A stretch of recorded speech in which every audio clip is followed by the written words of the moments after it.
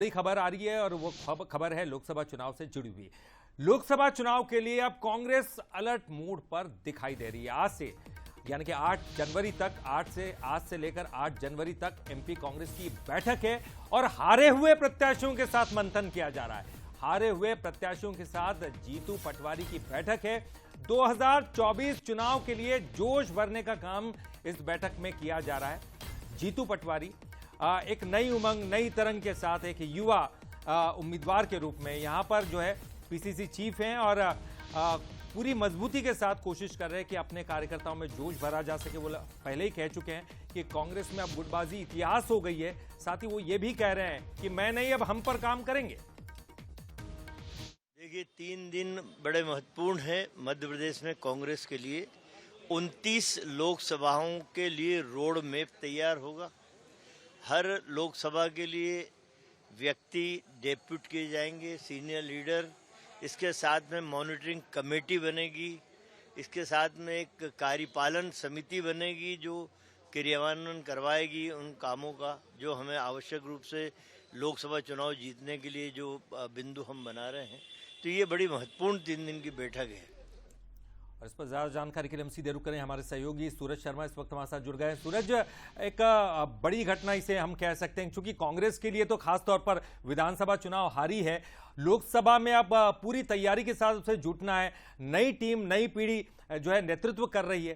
क्या कुछ कहा जाएगा इस बैठक में? क्या बड़े फैसले लिए जा सकते हैं, जैसे कि पटवारी लगातार कह रहे हैं मैं नहीं, हम पर काम होगा?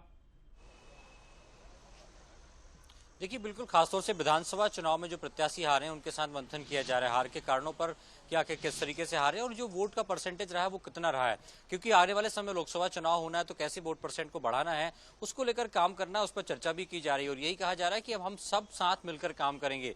कोई मैं नहीं रहेगा, ना कोई प्रत्याशी रहेगा, ना ही कोई पार्टी का पदाधिकारी, और हम के साथ हमें आगे बढ़ना है। 2024 का चुनाव बहुत महत्वपूर्ण है। अभी वर्तमान में मध्य प्रदेश में कांग्रेस के पास सिर्फ एक लोकसभा सीट है, छिंदवाड़ा, जहां से नकुलनाथ सांसद हैं। लेकिन आने वाले समय में मार्च में खासतौर से हम देख रहे हैं राहुल गांधी की भारत न्याय यात्रा भी मध्य प्रदेश आ रही है।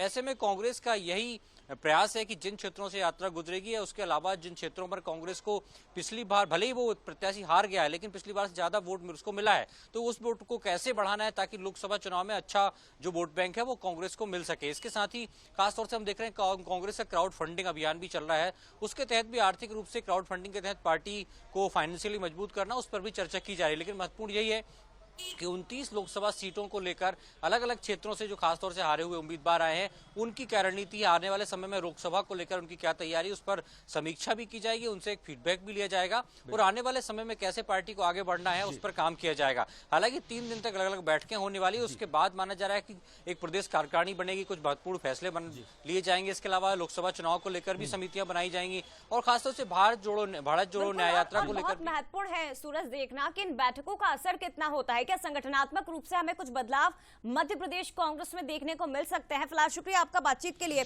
डॉक्टर अनुराधा, बहुत महत्वपूर्ण बैठकें अगले 3 दिन कांग्रेस में होने वाली है। जीतू पटवारी इन बैठकों का नेतृत्व करेंगे। आप